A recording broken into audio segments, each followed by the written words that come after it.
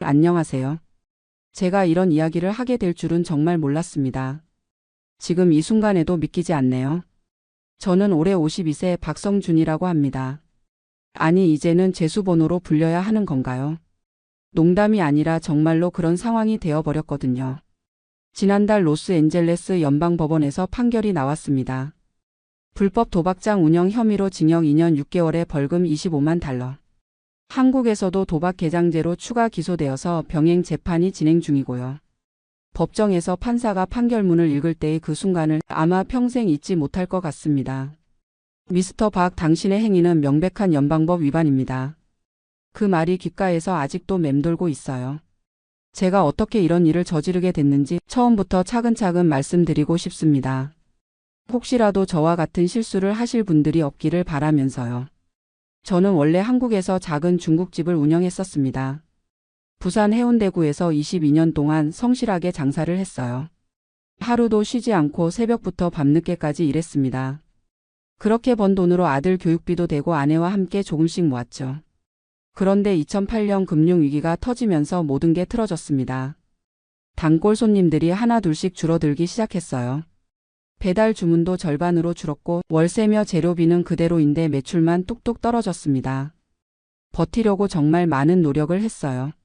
메뉴 가격을 낮추고 서비스도 더 좋게 하고 야식 배달도 시작해보고 온갖 방법을 다 써봤습니다.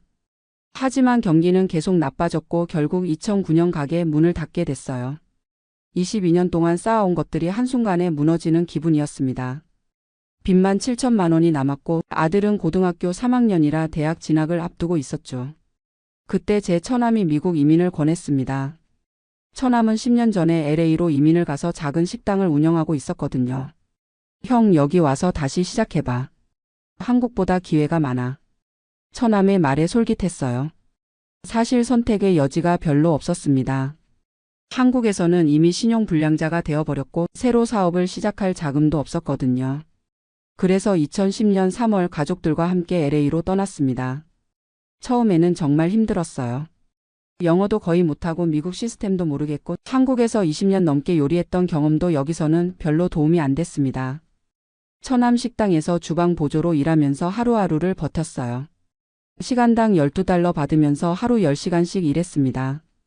한 달에 2,000달러 정도 벌었는데 렌트비만 1,200달러였으니까 생활이 정말 빠듯했죠.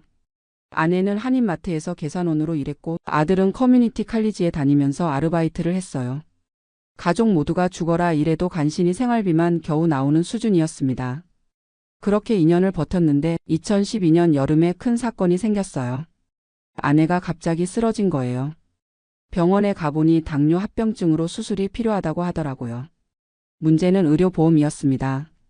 저희는 그때 아직 영주권도 없는 상태였고 개인 의료보험료가 한 달에 가족 전체 1,500달러였어요. 도저히 감당할 수 없는 금액이었죠. 결국 아내 수술비로 2만 달러를 빚을 내야 했습니다. 그 순간 정말 막막했어요. 한국에서 실패하고 와서 다시 빚더미에 앉게 된 거잖아요. 그런데 바로 그때였습니다. 처남이 이상한 제안을 하더라고요. 형, 돈 벌 수 있는 일이 하나 있는데 관심 있어? 처남이 저를 데려간 곳은 LA 한인타운 뒷골목에 있는 건물이었어요. 겉보기에는 그냥 평범한 사무용 건물이었는데 지하로 내려가니까 완전히 다른 세상이었습니다. 카드 테이블이 10여 개 놓여 있고 한인 아저씨들이 바카라와 포커를 하고 있었어요. 테이블마다 현금이 수북이 쌓여 있었습니다. 여기서 딜러 일하면 하루에 200달러는 벌 수 있어. 처남의 말을 듣는 순간 머리가 복잡해졌어요. 물론 불법인 줄은 알았습니다. 하지만 아내 수술비 생각하니까 다른 건 보이지 않더라고요. 처음에는 정말 딜러로만 일할 생각이었어요. 한국에서 친구들과 화투 정도는 쳐봤으니까 바카라 룰 정도는 금방 익힐 수 있었습니다. 하루에 200달러씩 벌면 한 달에 6,000달러. 처남 식당에서 받던 돈의 3배였어요. 몇 달만 일해서 아내 수술비 갚고 그만두자. 그런 생각으로 시작했습니다.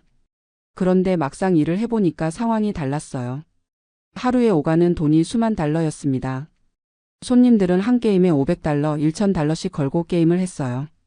그리고 운영하는 사람들이 얼마나 많은 돈을 버는지 보게 됐습니다. 하루 매출의 10%를 수수료로 가져가는데 그게 하루에 3,000달러에서 5,000달러였어요. 6개월 정도 딜러로 일하면서 그 돈의 흐름을 지켜봤습니다. 그리고 점점 욕심이 생겼어요. 나도 이런 사업을 해볼 수 있지 않을까? 마침 그 도박장 운영자가 한국으로 돌아간다고 했어요. 성준이 형, 이 자리 이어받을 생각 없어? 솔직히 마음이 흔들렸습니다. 아내 수술은 잘 끝났지만 빚은 그대로 남아 있었고 아들 대학 편입 비용도 필요했거든요. 무엇보다 이민 와서 계속 누군가 밑에서 일하는 게 지쳤어요. 그래서 2013년 1월부터 제가 그 도박장을 인수했습니다. 처음에는 기존 시설을 그대로 이어받아서 운영했어요. 테이블 8개에 직원 4명, 주로 바카라와 블랙잭을 하는 작은 규모였습니다. 초반에는 정말 잘 됐어요. 손님들은 대부분 50대, 60대 한인 아저씨들이었고 다들 단골이라서 관리하기도 쉬웠습니다. 하루 평균 매출이 2만 달러에서 3만 달러 정도 나왔고 제가 가져가는 수수료가 2천 달러에서 3천 달러였어요. 한 달에 7만 달러 정도 벌었으니까 이민 와서 처음으로 여유가 생겼습니다. 6개월 만에 아내 수술비를 다 갚았고 아들 대학 편입비도 마련할 수 있었어요. 가족들에게는 새로 시작한 사업이 잘 된다고만 했습니다. 구체적으로 무슨 일인지는 말하지 않았어요. 그런데 욕심이라는 게 참 무서운 것 같아요. 돈이 들어오기 시작하니까 더 큰 돈을 원하게 되더라고요. 2014년 초에 장소를 확장했습니다. 원래 지하 50평 정도였는데 옆 공간까지 임대해서 100평으로 늘렸어요. 테이블도 15개로 늘리고 직원도 8명으로 늘렸습니다. 그리고 슬롯 머신도 10대 들여놓았어요.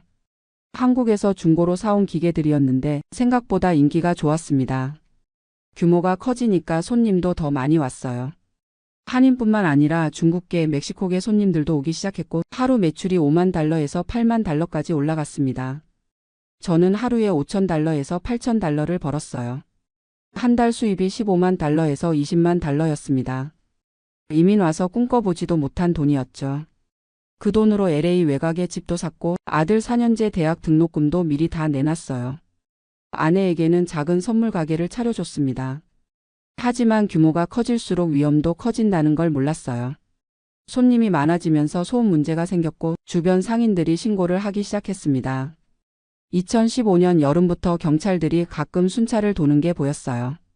그때부터 불안하긴 했지만 워낙 조심스럽게 운영하고 있다고 생각했습니다. 출입문은 이중으로 만들어서 경찰이 와도 시간을 벌 수 있게 했고 CCTV도 여러 개 설치해서 주변을 감시했어요. 손님들에게도 입소문으로만 알리고 신분증 검사도 철저히 했습니다. 그런데 2016년 3월 어느 날이었어요. 평소처럼 저녁 7시쯤 영업을 시작했는데 갑자기 FBI와 LA 경찰이 들이닥쳤습니다. 정말 영화에서나 보던 장면이었어요. FBI, 손들어. 외치면서 무장한 경찰들이 우르르 들어왔습니다. 그 순간 머리가 하얘졌어요. 테이블에 앉아있던 손님들은 모두 바닥에 엎드렸고 직원들도 벽에 대고 몸수색을 받았습니다. 저는 사무실에 있다가 나왔는데 경찰관이 저에게 수갑을 채우더라고요. 박성준 불법 도박장 운영 혐의로 체포합니다. 그때의 충격은 말로 설명할 수가 없어요. 3년 넘게 아무 일 없이 운영해왔는데 갑자기 이런 일이 벌어진 거잖아요. 경찰서로 끌려가면서 생각한 건 아내와 아들에게 뭐라고 설명하지? 였어요. 지금까지 사업한다고만 했는데 사실은 불법 도박장을 운영하고 있었다니. 경찰서에서 하룻밤을 보내고 나서 보석으로 나왔습니다. 보석금이 5만 달러였어요. 다행히 그동안 번 돈이 있어서 낼 수는 있었지만 정말 막막했습니다. 집에 돌아가서 아내와 아들에게 사실을 털어놨어요. 아내는 처음에는 믿지 못하겠다는 표정이었고 아들은 아빠가 왜 그런 일을 했어요? 라고 묻더라고요. 변명할 말이 없었습니다. 가족을 위해서 했다고 말하기에는 결과적으로 가족에게 상처만 준 셈이니까요. 일주일 후에 변호사를 만났습니다. 한인 변호사였는데 이런 케이스를 많이 다뤄본 분이었어요. 연방 기소는 거의 확실하고 한국에서도 추가 기소될 가능성이 높습니다. 변호사 말로는 제가 한국 국적이라서 미국에서 한국 형법도 적용될 수 있다고 하더라고요. 형법 제3조 내국인의 국외범이라는 조항 때문에 미국에서 저지른 도박 개장죄도 한국 법으로 처벌받을 수 있다는 거였어요. 최악의 경우 미국에서 5년, 한국에서 5년 받을 수도 있어요. 변호사의 말을 듣는 순간 다리에 힘이 빠졌습니다. 수사 과정에서 알게 된 건데 경찰이 저희를 6개월 넘게 내사했더라고요. 손님 중에 FBI 정보원이 있었고 그 사람이 모든 걸 다 녹음하고 녹화했었대요. 제가 직접 도박을 지시하고 수수료를 받는 장면, 슬롯 머신을 운영하는 장면, 직원들에게 지시하는 장면이 모두 증거로 남아 있었습니다. 변호사는 유죄 인정하고 선처를 호소하는 게 최선이라고 했어요. 재판에서 이기기는 거의 불가능하다는 거였죠. 2016년 9월에 1차 재판이 있었습니다. 연방법원 법정에 서는 게 처음이었는데 정말 떨렸어요. 검사가 제 혐의를 읽어줄 때 피고인 박성준은 2013년 1월부터 2016년 3월까지 LA 한인타운에서 불법 도박장을 운영하여 연방도박금지법과 캘리포니아주 형법을 위반했습니다. 그 말을 들으니까 제가 정말 범죄자가 된 기분이었어요. 3년 넘게 가족을 위해서 한다고 생각했는데 결국은 가족을 위험에 빠뜨린 거잖아요. 재판은 6개월 동안 계속됐습니다. 그 사이에 한국에서도 검찰이 저를 기소했어요. 한국 법무부에서 미국 수사기관과 공조해서 저에 대한 모든 증거를 넘겨받았다고 하더라고요. 미국 재판에서는 결국 유죄를 인정했습니다. 변호사 조언대로 선처를 호소했어요. 가족을 위해서 어쩔 수 없이 한 일이고 이제는 깊이 반성하고 있습니다. 하지만 판사는 냉정했습니다. 가족을 위해서 했다는 것이 불법을 정당화할 수는 없습니다.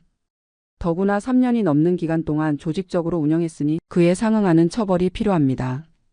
결국 징역 2년 6개월에 벌금 25만 달러를 선고받았어요. 벌금은 그동안 번 수익을 몰수하는 성격이었습니다. 판결을 받고 나서 2주 후에 교도소에 들어갔습니다. 캘리포니아주 연방교도소였는데 처음 며칠은 정말 적응하기 힘들었어요. 교도소에서 만난 사람들 중에는 저처럼 도박 관련 범죄로 들어온 사람들이 여러 명 있었습니다. 대부분 아시아계였고 비슷한 이유로 시작했다가 잡힌 경우가 많았어요. 한 중국계 아저씨는 저보다 규모가 더 컸는데 5년형을 받았다고 하더라고요. 처음에는 생계를 위해서 시작했는데 돈맛을 알고 나니까 욕심이 생겼다고 말하는 게 완전히 제 이야기 같았어요. 교도소에서 18개월을 보냈습니다. 나머지 1년은 전자발찌를 차고 집에서 보내는 조건이었어요. 그 18개월 동안 정말 많은 생각을 했습니다.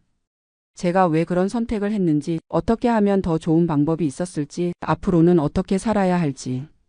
교도소에서 나온 게 작년 10월이었는데 세상이 많이 바뀌어 있더라고요. 코로나19 때문에 모든 게 달라져 있었고 제가 없는 동안 아내와 아들이 정말 고생 많이 했더라고요. 아내는 제가 교도소에 있는 동안 청소 일을 하면서 생계를 이어갔고 아들은 대학을 휴학하고 아르바이트를 해서 생활비를 벌었어요. 정말 미안했습니다. 지금은 작은 한식당에서 주방보조로 일하고 있어요. 시간당 15달러 받으면서 하루 8시간씩 일합니다. 예전에 도박장에서 하루에 벌던 돈을 이제 한 달에 벌고 있죠. 하지만 이상하게 마음은 편해요. 떳떳하게 번 돈이니까 안심이 되고 가족들에게도 부끄럽지 않게 말할 수 있거든요. 한국에서의 재판은 아직 진행 중입니다. 코로나 때문에 계속 연기되고 있는데 언젠가는 한국에 가서 재판을 받아야 해요. 변호사는 미국에서 이미 처벌받았으니까 한국에서는 선고유예나 집행유예 정도 받을 거라고 하더라고요. 지금 생각해보면 정말 어리석은 선택이었어요. 3년 넘게 운영하면서 번 돈이 총 400만 달러 정도였는데 결국 다 몰수당하고 교도소까지 갔으니까요. 그 시간에 성실하게 다른 일을 했으면 지금쯤 작은 식당 하나 정도는 차릴 수 있었을 텐데 돌이킬 수 없는 일이 되어버렸습니다. 무엇보다 가족에게 상처를 준 게 가장 후회됩니다. 아들이 아빠 때문에 친구들 앞에서 창피했다고 하더라고요. 아내도 제가 교도소에 있는 동안 정말 많이 우셨대요. 지금은 조금씩 관계를 회복해가고 있어요. 매일 집에 일찍 들어가서 가족과 시간을 보내고 주말에는 아들과 함께 운동도 하고 아내와 함께 마트도 가고 그러면서 말이에요. 아들이 최근에 대학을 다시 시작했어요. 학비는 제가 번 적은 월급으로는 감당하기 어려워서 학자금 대출을 받았지만 그래도 아들이 꿈을 포기하지 않고 공부한다니까 기뻐요. 이런 경험을 하고 나니까 깨달은 게 있어요. 돈이 목적이 되면 안 된다는 거예요. 돈은 가족과 함께 행복하게 살기 위한 수단일 뿐인데 저는 돈 자체에 눈이 멀어서 가족을 위험에 빠뜨렸거든요. 그리고 불법이라는 걸 알면서도 이 정도는 괜찮겠지, 다른 사람들도 다 하는 일이야 라고 합리화했던 제 자신이 부끄러워요. 법은 법이고 불법은 불법인데 제가 예외가 될 수 있다고 생각했던 거죠. 지금도 가끔 LA 한인타운을 지나다 보면 비슷한 일을 하는 곳들이 여전히 있는 것 같아요. 제가 운영했던 건물도 지금은 다른 용도로 쓰이고 있지만 다른 곳에서는 여전히 그런 일들이 벌어지고 있을 거예요. 혹시 지금 저와 비슷한 상황에 계신 분들이 있다면 정말 진심으로 말씀드리고 싶어요. 절대 시작하지 마세요. 처음에는 몇 달만 빚만 갚고 그만두자라고 생각하겠지만 돈 맛을 보면 절대 그만둘 수 없어요. 그리고 언젠가는 반드시 들킵니다. 요즘은 수사기관들이 정말 체계적으로 수사하거든요. 저는 운이 좋아서 폭력 조직과 연루되지는 않았지만 이런 사업을 하다 보면 결국 그런 사람들과 엮이게 돼요. 그러면 빠져나오기가 더 어려워집니다. 제가 교도소에서 만난 한 분은 도박장에서 시작해서 마약까지 연루됐다가 15년형을 받았어요. 처음에는 정말 작게 시작했는데 어느 순간 제어할 수 없게 됐다고 하더라고요. 미국에서 이런 범죄로 전과가 생기면 시민권 취득도 어려워지고 취업할 때도 계속 걸림돌이 됩니다. 저도 지금 일자리 구할 때마다 범죄 경력을 밝혀야 해서 면접에서 떨어지는 경우가 많아요. 한국에서도 마찬가지예요. 나중에 한국에 돌아가고 싶어도 범죄 경력 때문에 여러 제약이 있을 거예요. 무엇보다 가족들이 받는 상처가 너무 커요. 제 아내는 아직도 한인 커뮤니티에서 만나는 사람들 앞에서 고개를 들기 어려워해요. 남편이 도박장 운영하다 잡힌 사람이라는 시선이 부담스럽대요.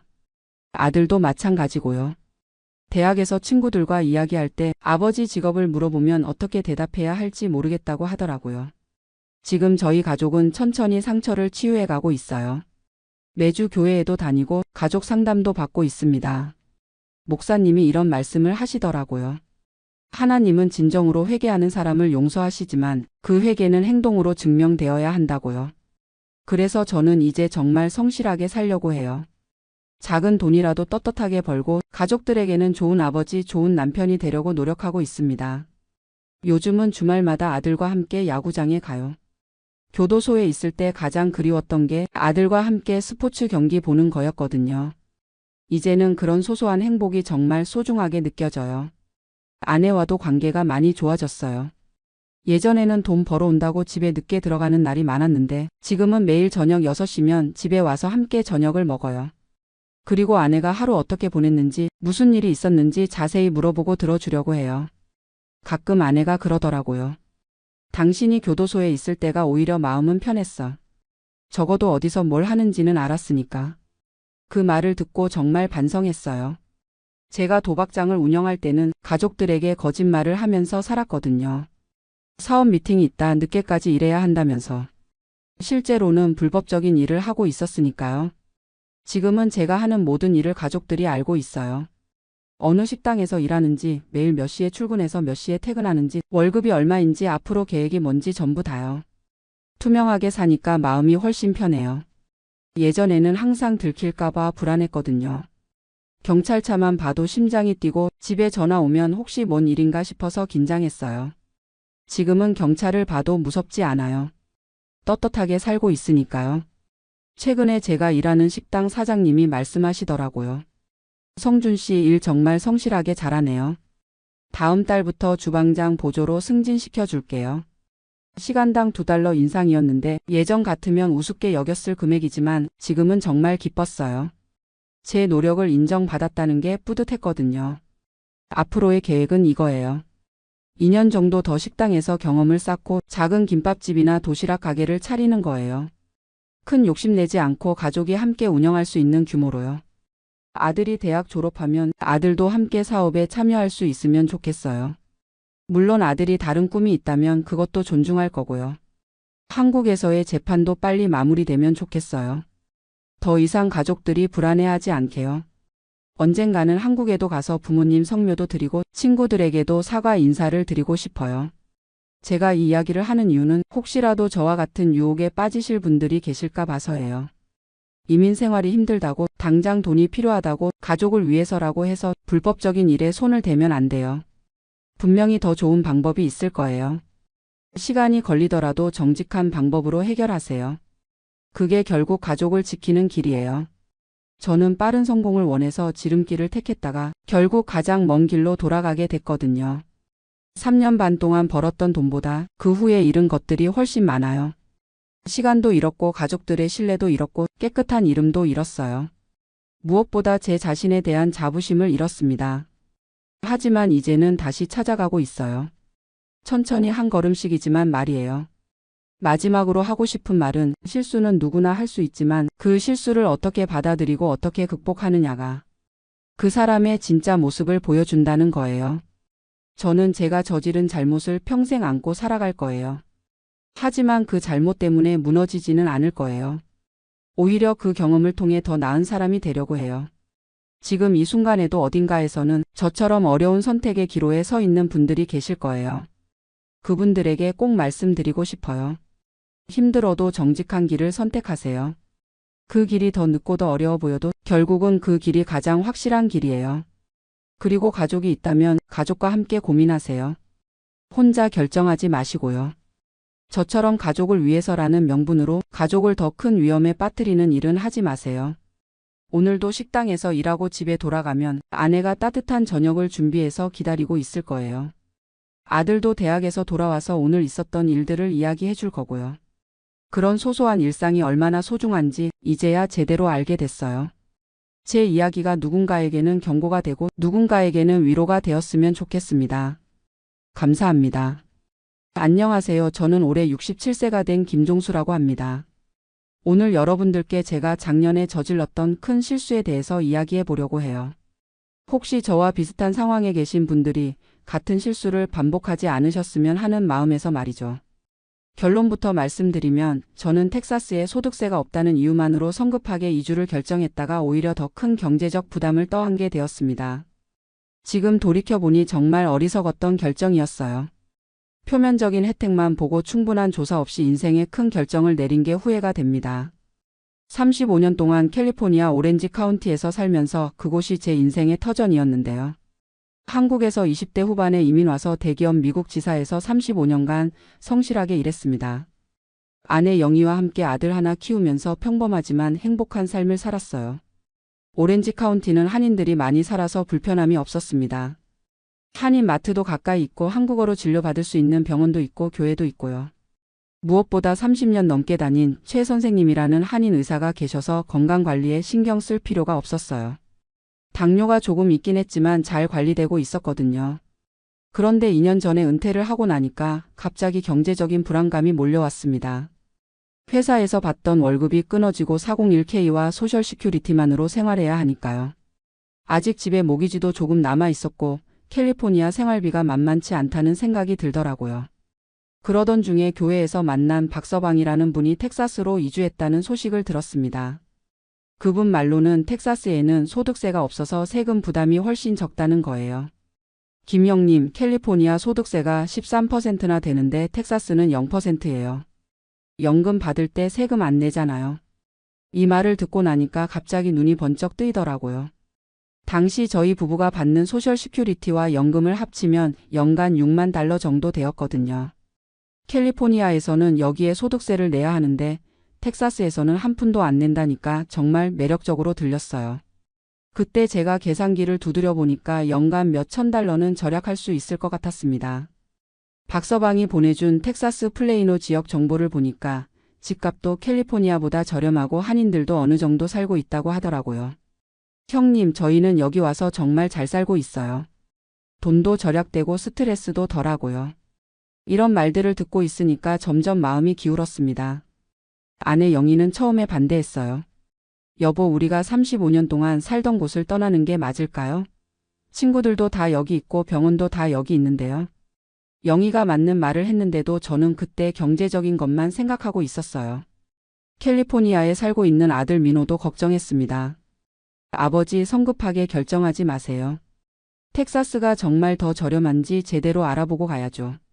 민호가 인터넷으로 여러 자료를 찾아서 보여줬는데도 저는 제대로 듣지 않았어요. 지금 생각해보니 정말 고집스러웠던 것 같습니다. 교회에서 만난 다른 어르신들도 대부분 신중하게 생각해보라고 하셨어요. 종수 형님, 이주하는 건 간단한 문제가 아니에요. 의료비나 다른 비용들도 다 알아보셔야죠. 하지만 저는 그때 박서방의 말만 믿고 있었고 소득세 없다는 것에만 매료되어 있었습니다. 2023년 봄에 드디어 이주를 결심했습니다. 캘리포니아 집을 팔기 시작했는데 다행히 시세가 좋아서 85만 달러에 팔렸어요. 35년 전에 25만 달러에 산 집이었으니까 꽤 이익을 봤죠. 이 돈으로 텍사스에서는 더 큰 집을 살 수 있을 것 같았습니다. 캘리포니아를 떠날 때는 정말 아쉬웠어요. 오랫동안 다니던 최 선생님께 인사드리러 갔는데 선생님이 걱정스러운 표정으로 말씀하시더라고요. 종수 씨, 당뇨 관리 꾸준히 하셔야 해요. 새로운 곳에서 의사 찾는 것도 쉽지 않을 텐데요. 그때는 별거 아니라고 생각했는데 지금 보니 정말 소중한 조언이었습니다. 텍사스 플레이노에 도착해서 처음 몇 개월은 정말 좋았어요. $85만 산 집이 캘리포니아보다 훨씬 크고 새로웠거든요. 마당도 넓고 차고도 2대 들어가고 이웃들도 친절했습니다. 역시 이주 잘했구나 하는 생각이 들었어요. 그런데 가을쯤 되니까 하나씩 문제가 보이기 시작했습니다. 먼저 재산세 고지서가 나왔는데 금액을 보고 깜짝 놀랐어요. 연간 $1만 5천 나온 거예요. 캘리포니아에서는 $7천 정도 냈었는데 2배가 넘더라고요. 알고 보니 텍사스는 소득세가 없는 대신 재산세가 전국에서 가장 높은 주 중 하나였습니다. 평균 2.2% 정도 되는데 캘리포니아는 0.74%였거든요. 박서방이 이런 얘기는 안 해줬어요. 아니면 제가 제대로 듣지 않았을 수도 있고요.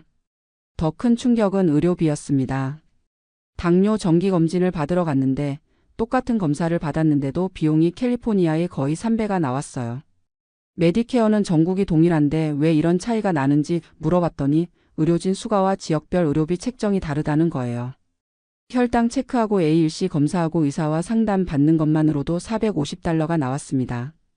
캘리포니아에서는 $150 정도였거든요. 메디케어가 80% 커버해줘도 제가 내야 할 본인 부담금이 $90나 되더라고요. 캘리포니아에서는 $30 정도였는데 말이에요. 처방약 값도 문제였습니다. 같은 당뇨약인데도 캘리포니아보다 40% 정도 비쌌어요. 한인 약사가 없으니까 약에 대한 설명을 제대로 듣기도 어려웠고요. 메디케어 파트 D 약물 보험도 지역마다 협약 약국이 달라서 불편했습니다. 영희도 건강검진을 받으러 갔다가 비슷한 경험을 했어요. 유방암 검진하고 골밀도 검사 받는데 예상보다 훨씬 많이 나왔다고 울상을 지었어요. 여보, 우리 의료비 예산을 다시 짜야겠어요. 그때서야 제대로 계산해 봤습니다. 소득세는 연간 $4,000 정도 절약했지만 재산세는 $8,000 더 나왔어요. 의료비도 연간 $6,000 정도 더 들어갔고요. 결과적으로 연간 $1만 정도 더 지출하게 된 거죠. 한인 인프라 부족도 생각보다 큰 문제였어요. 한인 마트는 있긴 했는데 규모가 작고 가격도 비쌌어요. 한국 음식 먹으려면 차로 30분은 가야 했고 한인 교회도 캘리포니아만큼 활발하지 않았습니다. 무엇보다 한국어로 소통할 수 있는 의사를 찾기가 어려웠어요. 영희와 자주 다퉜습니다. 여보, 내가 그때 말했잖아요. 성급하게 결정하지 말자고. 영희 말이 맞았는데도 저는 자존심 때문에 인정하기 어려웠어요. 조금만 더 참고 적응해보자. 시간이 지나면 나아질 거야. 하지만 시간이 지날수록 문제는 더 커졌습니다. 캘리포니아 집은 이미 팔았고 텍사스에서 산 집도 이제 막 정착했는데 다시 옮기기도 어려웠어요. 경제적으로도 이주 비용이 만만치 않게 들었거든요. 그러던 중에 같은 아파트 단지에 사는 한인 부부를 만났습니다. 김 씨 부부도 저희와 비슷한 시기에 캘리포니아에서 이주해 왔더라고요. 이야기해보니 저희와 똑같은 고민을 하고 있었어요. 저희도 소득세 없다는 말에 혹해서 왔는데 막상 와보니 별로 득이 안 되더라고요.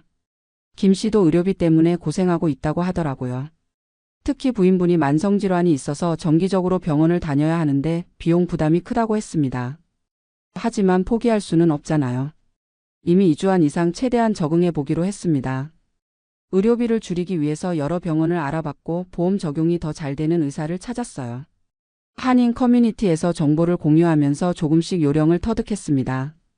재산세는 어쩔 수 없지만 다른 생활비는 줄일 수 있었어요. 텍사스는 기름값이 싸고 전기료도 저렴한 편이었거든요. 집이 크니까 손주들이 놀러와서 지낼 수도 있었고요. 1년이 지나고 나니까 조금씩 적응이 되었습니다. 새로운 주치의 드라이브. 스미스도 괜찮은 분이었고 영어로 소통하는 것도 점점 나아졌어요. 교회에서 만난 새로운 친구들도 생겼고 영희도 여성 모임에 참여하면서 스트레스를 덜 받게 되었습니다. 지금은 현실을 받아들이고 여기서 최선을 다해 살고 있어요. 돌이킬 수는 없으니까 앞으로라도 잘 살아야죠. 다만 처음 결정할 때 좀 더 신중했어야 한다는 후회는 남아 있습니다. 요즘 비슷한 고민을 하시는 분들을 만나면 꼭 이런 조언을 드려요. 이주 결정하기 전에 최소 1년은 충분히 알아보세요. 소득세만 보지 마시고 재산세, 의료비, 생활비 전체를 따져보세요. 표면적인 혜택에만 현혹되면 안 된다는 거죠. 특히 저희 같은 시니어들은 의료비가 가장 큰 변수예요. 메디케어가 전국 동일하다고 해도 지역마다 의료진 수가, 약가, 접근성이 다 다르거든요. 건강한 젊은 사람들은 몰라도 나이 들어서는 이런 부분이 정말 중요합니다. 한인 인프라도 무시할 수 없어요. 한국 음식, 한인 의사, 한인 교회 이런 것들이 있고 없고의 차이가 생각보다 커요. 캘리포니아에서는 당연하게 여겼던 것들이 다른 곳에서는 구하기 어려울 수 있거든요. 무엇보다 가족과의 관계를 생각해야 해요. 저희 아들이 캘리포니아에 있으니까 이제 보기가 어려워졌어요.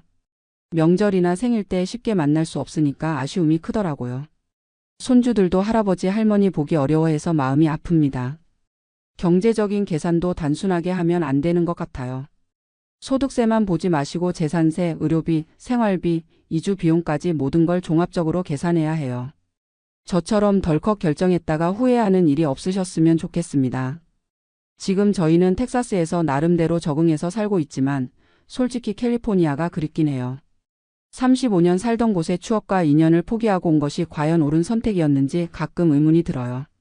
하지만 이미 엎질러진 물이니까 여기서 최선을 다하고 있습니다. 혹시 저와 비슷한 상황에서 고민하고 계신 분들이 있다면 제 경험담이 도움이 되었으면 좋겠어요. 성급한 결정보다는 충분한 시간을 두고 모든 것을 꼼꼼히 따져보시기 바랍니다. 세금 혜택만 보고 결정하지 마시고 삶의 질 전체를 고려해서 신중하게 선택하세요. 나이 들어서 하는 결정은 되돌리기 어려우니까요. 저처럼 후회하지 마시고 정말 신중하게 결정하시길 바랍니다. 안녕하세요, 여러분. 저는 올해 69세가 된 박순자라고 합니다. 캐나다 토론토에 산 지도 벌써 25년이 되었네요. 오늘 이렇게 사연을 보내게 된 이유는 지난 추석에 정말 감동적인 일이 있어서 그 이야기를 꼭 들려드리고 싶어서예요. 지금도 생각하면 눈물이 날 정도로 고마운 우리 며느리 사라 이야기입니다. 사라는 캐나다 사람이에요. 금발에 파란 눈을 가진 예쁜 아가씨죠. 3년 전에 우리 아들 현우가 데려왔을 때 처음엔 정말 당황스러웠어요. 25년 전 제가 44살 때 아들 교육을 위해서 이 먼 땅 캐나다로 왔습니다. 그때는 정말 모든 게 다 어려웠어요. 영어도 한마디 못하고 문화도 음식도 다 달라서 매일매일이 전쟁 같았죠. 하지만 아들이 잘 되길 바라는 마음 하나로 버텨왔어요. 아들 현우는 정말 열심히 공부해서 토론토 대학교를 졸업하고 지금은 큰 IT 회사에 다니고 있어요. 캐나다 사회에 완전히 적응해서 잘 살고 있는 모습을 보면 그동안의 고생이 다 보람으로 느껴집니다. 그런 아들이 3년 전에 사라를 데려왔을 때 솔직히 마음이 복잡했어요. 사라는 정말 밝고 친근한 성격이었어요. 처음 만났을 때도 활짝 웃으면서 안녕하세요, 어머님이라고 서툰 한국어로 인사하더라고요. 그 모습이 너무 귀여웠지만 한편으로는 걱정도 많이 됐어요. 과연 우리 문화를 이해할 수 있을까? 한국 음식은 먹을 수 있을까? 이런 생각들 말이에요. 처음 몇 개월은 정말 어색했어요. 사라는 항상 웃으면서 친근하게 대해줬지만 언어 장벽 때문에 깊은 대화는 어려웠거든요.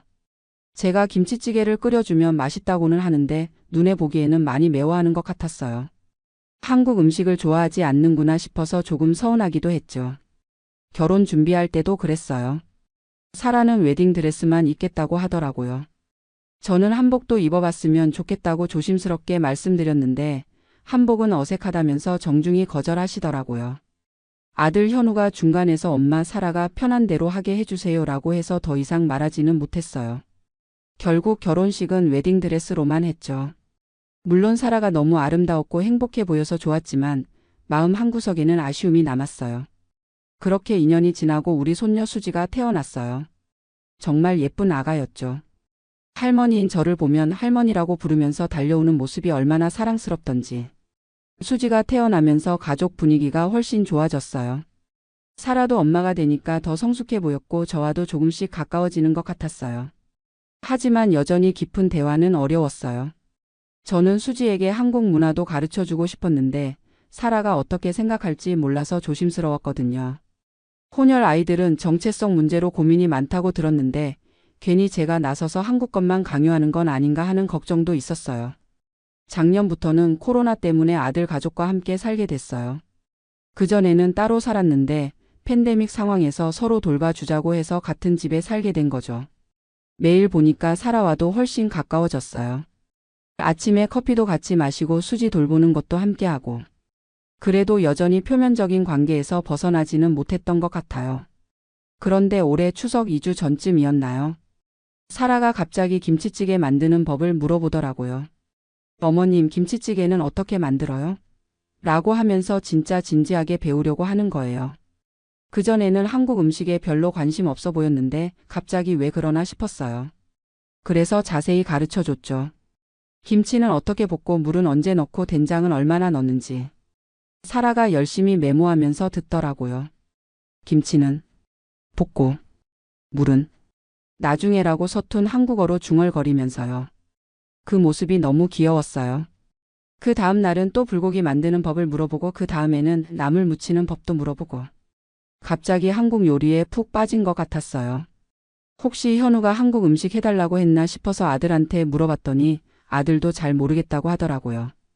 그런데 더 신기한 건 한복에 대해서도 자꾸 물어보는 거예요. 어머님, 한복은 언제 입어요? 라고 물어보기도 하고 제 옷장에 있는 한복을 보면서 예쁘다라고 하기도 하고. 인터넷으로 한복 사진을 보면서 이건 뭐예요? 라고 묻기도 했어요. 결혼할 때 한복은 싫다고 했던 사라가 왜 갑자기 한복에 관심을 보이는지 이상했어요. 추석 일주일 전부터는 더 이상했어요. 사라와 현우가 자꾸 몰래 어디론가 나가는 거예요. 잠깐 나갔다 올게요라고 하면서 둘이서만 나가고. 물어봐도 그냥 볼일 있어서라고만 하고 자세히 말해주지 않더라고요. 어느 날은 사라가 혼자 뭔가 열심히 공부하고 있더라고요. 가까이 가서 보니까 한국어 공부를 하고 있는 거예요. 안녕하세요, 감사합니다, 죄송합니다, 이런 기본 문장들을 종이에 적어놓고 계속 연습하고 있었어요. 발음도 연습하면서 안녕하세요라고 중얼거리는 모습이 보였어요. 그전에도 간단한 한국어는 할 줄 알았는데 왜 갑자기 더 열심히 공부하는지 궁금했어요. 손녀 수지도 뭔가 아는 것 같은 눈치였어요. 할머니, 엄마가 비밀이 있대요라고 하면서 히 웃더라고요. 무슨 비밀인데? 라고 물어봐도 몰라요, 엄마가 말하지 말라고 했어요라고 하면서 입을 꾹 다물더라고요. 온 가족이 저만 모르는 뭔가를 준비하고 있는 것 같았어요. 추석 전날 밤이었어요. 저는 내일 차례상 준비를 위해서 일찍 잤는데 밤늦게까지 거실에서 웅성웅성 소리가 났어요. 뭔가 포장지 뜯는 소리도 나고 사라가 이렇게 하는 거예요? 라고 물어보는 소리도 들렸어요. 현우가 응, 맞아. 이렇게 하면 되라고 대답하는 소리도 나고. 정말 궁금했지만 모른 척했어요. 드디어 추석 당일이 됐어요. 아침 일찍 일어나서 차례상을 차렸죠. 과일도 깎고 나물도 무치고 전도 부치고. 25년 동안 캐나다에서도 한 번도 빠뜨리지 않고 지켜온 우리 집 전통이에요. 비록 고향 한국에서 멀리 떨어져 있지만 조상님께 인사는 드려야 한다고 생각했거든요. 차례상을 다 차리고 나서 가족들을 불렀어요. 자, 이제 차례 지내자라고 했는데 사라가 보이지 않는 거예요. 현우한테 사라는 어디 갔니? 라고 물어봤더니 곧 나올 거예요 라고 하면서 빙긋 웃더라고요. 그때 수지가 엄마가 예뻐지고 있어요 라고 하면서 손뼉을 쳤어요. 잠깐 후에 방문이 열리더니 사라가 나타났어요. 그런데 제가 본 사라의 모습은 정말 충격적이었어요. 아름다운 분홍색 한복을 곱게 차려입고 있는 거예요. 치마는 풍성하게 퍼져 있고 저고리는 딱 맞게 입었고 머리까지 곱게 빗어 올렸어요. 저는 그 순간 말을 할 수가 없었어요. 그냥 멍하니 서서 사라를 바라봤죠. 사라가 저한테 다가와서 정중하게 인사하더라고요. 어머님, 안녕하세요. 추석 잘 보내세요. 한국어 발음은 여전히 서툴렀지만 그 진심이 느껴지는 목소리였어요. 그리고 나서 사라가 차례상 앞으로 가더니 한국 전통 방식대로 정중하게 절을 하는 거예요. 두 손을 모으고 허리를 깊숙이 숙여서 조상님께 인사를 드리더라고요. 그 모습을 보는 순간 제 눈에서 눈물이 핑 돌았어요. 사라야, 이게 어떻게 된 일이니? 라고 물어봤더니 사라가 수줍게 웃으면서 말하더라고요. 어머님이 항상 한국 문화를 소중하게 생각하시는 걸 알고 있었어요. 저도 진짜 한국 가족이 되고 싶어서 준비했어요. 현우가 설명해 주더라고요. 사라가 몇 달 전부터 인터넷으로 한국 문화를 공부했다고요. 추석이 뭐고 차례는 어떻게 지내는 건지 한복은 어떻게 입는 건지. 그리고 한복도 몰래 주문해서 준비했다고 하더라고요. 한국어 공부도 저를 위해서 한 거였어요. 사라가 말하더라고요. 처음에는 한복이 어색했어요. 하지만 어머님이 좋아하실 것 같아서 입어보고 싶었어요. 그리고 한국 음식도 배우고 싶었어요. 제가 한국 며느리가 되고 싶어서요. 그 말을 듣는 순간 정말 눈물이 주르륵 흘렀어요. 그동안 사라가 우리 문화에 관심이 없다고 생각했는데 사실은 조심스러워서 표현하지 못했던 거였어요. 저를 기쁘게 해드리고 싶어서 이렇게 정성스럽게 준비한 거였죠. 아들 현우도 감동받아서 눈시울이 붉어지더라고요. 엄마, 사라가 정말 많이 준비했어요. 한복 입는 법도 유튜브로 배우고 한국어 발음도 계속 연습하고. 남편도 옆에서 참 고마운 며느리다라고 하면서 코를 훌쩍이더라고요. 수지는 신기한지 엄마 한복을 만져보면서 엄마 예뻐요라고 계속 말했어요. 할머니, 엄마가 할머니처럼 생겼어요라고 하면서 웃더라고요. 정말 우리 가족이 다 같이 한 마음이 된 것 같았어요. 차례를 지내는 동안 사라는 정말 정성스럽게 참여했어요. 절하는 방법도 미리 배웠는지 자연스럽게 따라 하더라고요. 조상님께 술을 올릴 때도 두 손으로 정중하게 받들어서 올리고. 그 모습을 보니까 정말 우리 가족이 된 것 같았어요. 차례를 마치고 나서 다 같이 음식을 나눠 먹었어요. 그런데 사라가 준비한 게 또 있더라고요. 사라가 직접 만든 한국 음식들을 가져왔어요. 김치찌개, 불고기, 시금치나물, 도라지나물까지. 제가 가르쳐준 대로 열심히 만들었다고 하더라고요. 맛을 보니까 완벽하지는 않았어요. 김치찌개는 조금 싱거웠고 불고기는 간이 좀 셌어요. 하지만 그 정성이 느껴져서 정말 맛있었어요. 사라야, 정말 맛있다. 고생했구나라고 하니까 사라가 어머님이 잘 가르쳐 주셔서요라고 하면서 수줍게 웃더라고요. 오후에는 한복을 입은 채로 사라와 진짜 깊은 대화를 나눴어요. 그동안 언어 때문에 못했던 얘기들을 천천히 나눴죠. 사라가 말하더라고요. 어머님, 처음에는 제가 한국 문화를 모른다고 실망하실까봐 걱정했어요. 하지만 이제는 정말 배우고 싶어요. 수지에게도 한국 문화를 가르쳐 주고 싶고요.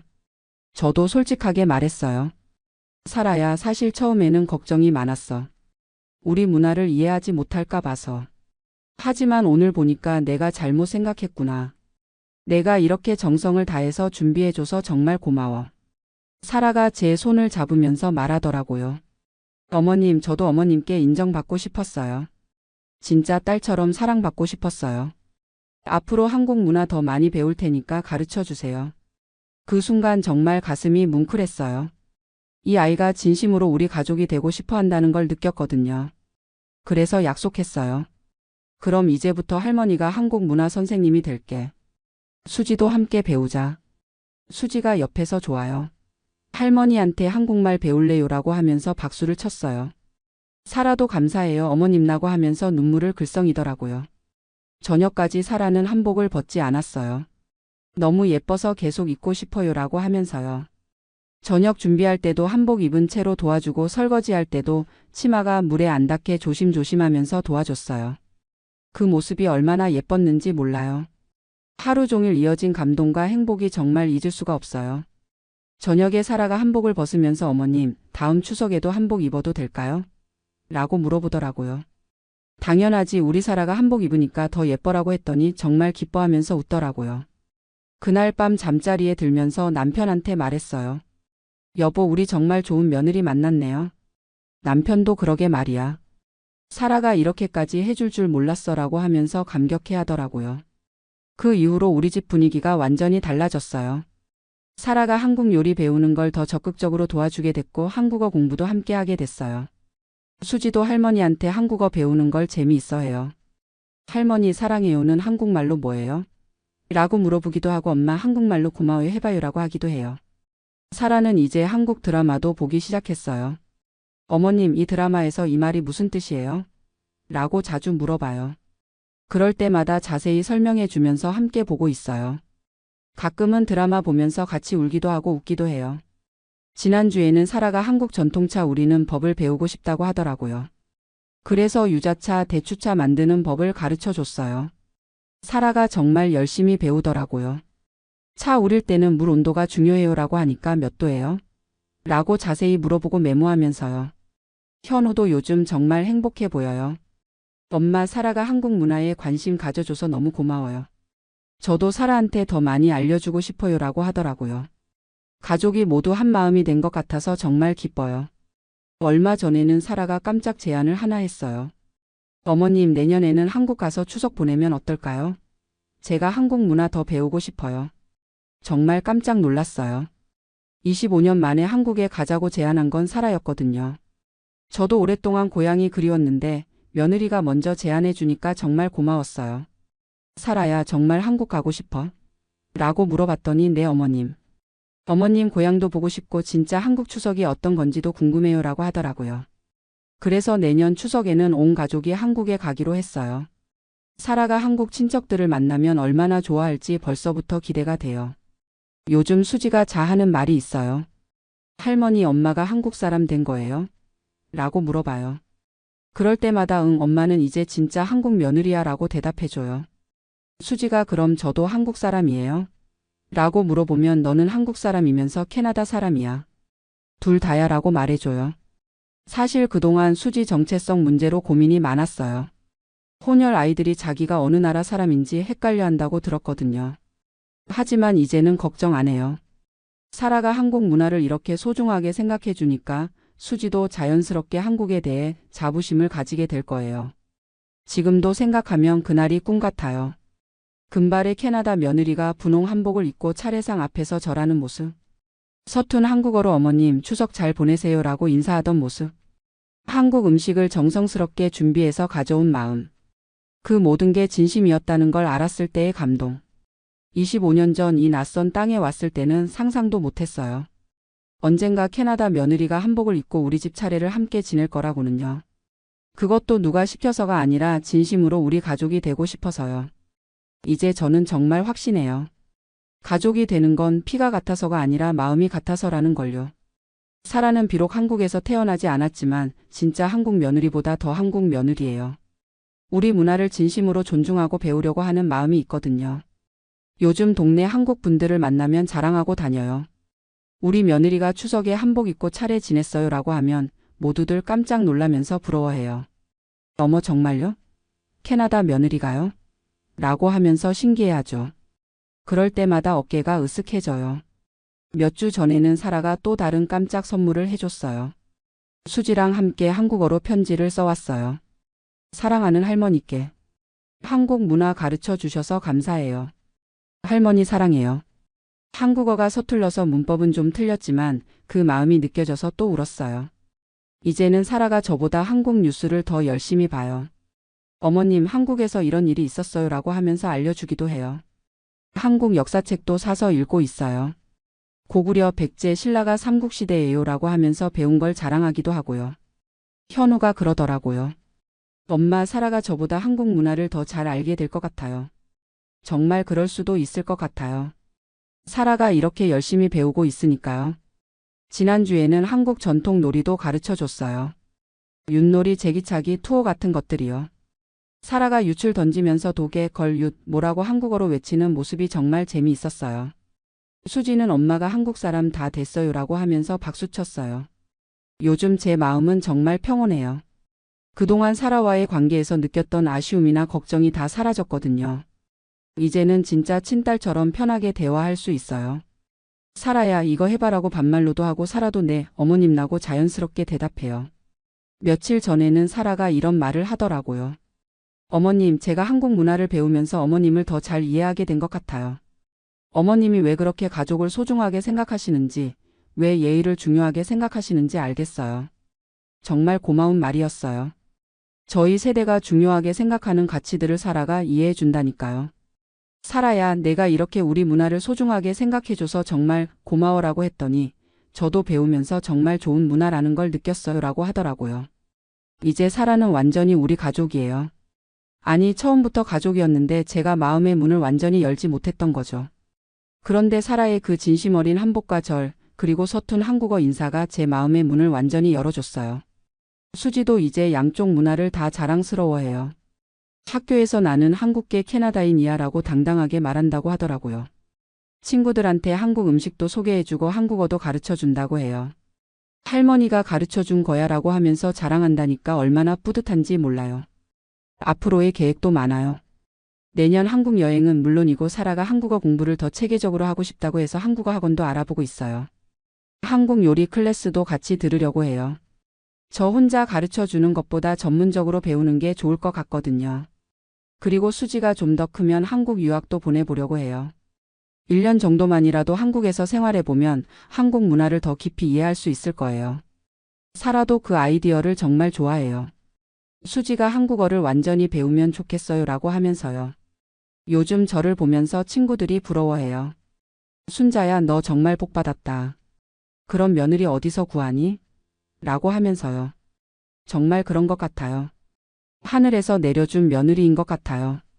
사실 처음에는 걱정이 많았어요. 문화도 다르고 언어도 다른데 과연 진짜 가족이 될 수 있을까 싶었거든요. 하지만 이제 알았어요. 진정한 가족은 혈연이 아니라 사랑으로 만들어지는 거라는 걸요.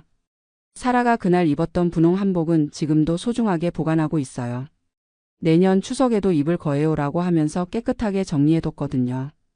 그 한복을 볼 때마다 그날의 감동이 되살아나요. 며느리가 시어머니를 위해서 이렇게까지 할 수 있구나. 진심은 정말 통하는구나. 사랑에는 국경이 없구나. 이런 걸 깨달았어요. 지금 이 순간도 사라는 부엌에서 한국 음식을 연습하고 있어요. 오늘은 잡채 만드는 법을 배우고 있거든요. 어머님, 당면은 언제 넣어요? 라고 물어보는 소리가 들려요. 그런 사라의 모습을 보면 정말 대견하고 고마워요. 이제 저는 자신 있게 말할 수 있어요. 우리 사라는 세상에서 가장 좋은 며느리라고요. 한국에서 태어난 며느리보다 더 한국을 사랑하는 며느리라고요. 여러분도 혹시 며느리나 사위가 다른 문화권 사람이라면 처음에는 어색하더라도 마음을 열고 기다려보세요. 진심은 통해요. 사랑은 모든 문화의 벽을 뛰어넘을 수 있어요. 우리 사라처럼 정성스럽게 다가와 주는 사람이 있다면 그분을 진심으로 받아들여 주세요. 그러면 저처럼 정말 큰 감동과 행복을 얻을 수 있을 거예요. 오늘도 사라가 어머님 사랑해요라고 한국어로 말해줬어요. 그럴 때마다 가슴이 벅차오르면서 정말 행복해요.